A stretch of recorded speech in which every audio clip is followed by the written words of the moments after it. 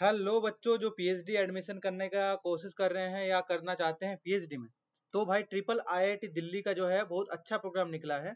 आप जाके चेक कर सकते हैं। स्पेसिफिकली ट्रिपल आईआईटी दिल्ली जो पीएचडी ऑफर करते हैं वो कंप्यूटेशनल बायोलॉजी मतलब बायोइन्फॉर्मेटिक्स का जो फील्ड है, computer science and engineering, electronics, communication engineering, human centre designing, mathematics, social sciences, humanities. ठीक है। Candidates qualified for the UGC, CSIR, JRF, DST inspired, DBT fellowship, fresh BTech graduate, research aptitude are strongly encouraged to apply.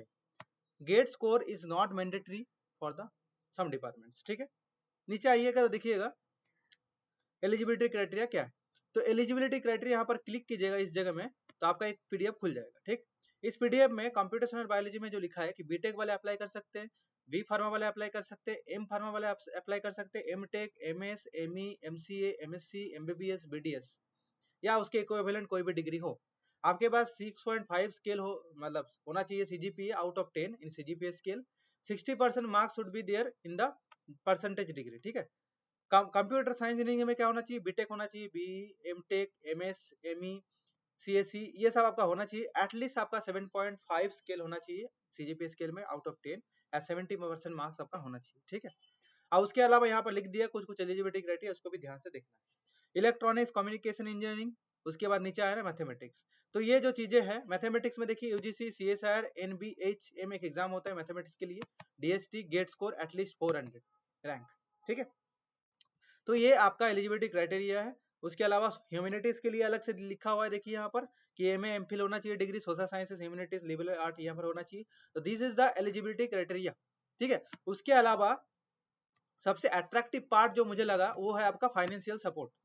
Financial support अगर ध्यान से देखिएगा तो बोला student joining the PhD programme as regular student will be considered for the institution fellowship. भले आपके पास DBT JRF हो कुछ भी हो, आपका इंस्टीट्यूशन फेलोशिप कंसीडर किया जाएगा। एंड प्रेजेंटली देखिएगा 2025 जनवरी जो आपका नया लगाया गया fellowship programme 60,000 per month including HR. This very good fellowship. Minimum 50,000 fellowship होना चाहिए स्टूडेंट्स लेके। ये बहुत अच्छी प्रोग्राम है, आप लोग यहाँ पे अप्लाई कर सकते हैं। और 1.5 lakh to cover 2 weeks for international lab visit. ये भी आपका कोलाबोरेशन के लिए, बाहर जाके काम सीखने के लिए सबसे बेस्ट प्रोग्राम है। ठीक है। और आप सबसे अट्रैक्टिव पार्ट और क्या है कि आप इंटरनेशनल जो कॉन्फ्रेंसेस अटेंड करना चाहिएगा, वहां पर भी आपको अच्छा खासा पैसा सपोर्ट दिया जा रहा है यहाँ पर। That is very good point of view according to me. ठीक है। तो एडमिशन प्रोसेस क्या है, रोलिंग एडमिशन होता है, रेगुलर एडमिशन होता है। यहाँ पर दो पार्ट में देख सकते हैं। एप्लीकेशन प्रोसेस क्या है, तो भाई एप्लीकेशन फॉर्म आपको भरना पड़ेगा। आप जाके आपका जो क्राइटेरिया है वो आपको फुलफिल करना पड़ेगा, एलिजिबिलिटी क्राइटेरिया। यहाँ पर ऑनलाइन एप्लीकेशन जाके एप्लीकेशन कर सकते हैं। इंपॉर्टेंट डेट्स क्या है, तो भाई यहाँ पर लिखा हुआ है 7 मार्च जो है स्टार्ट ऑफ एप्लीकेशन है, और लास्ट डेट जो है 7 अप्रैल है। तो जल्दी से जल्दी भर दीजिए, आपका 16 अप्रैल तक पता चल जाएगा कि आपका सिलेक्शन हुआ है कि नहीं हुआ। ठीक है। रिसर्च एरिया यहाँ पर जाके चेक कर सकते हैं कौन सा फील्ड में आपको काम करना है। जैसे सपोज कंप्यूटेशनल बायोलॉजी अगर मैं क्लिक करूँ यहाँ पर, तो यहाँ पर देखिए लिख दिया है bio informatics, system and mathematical biology, artificial protein engineering, multi scale computational biophysics.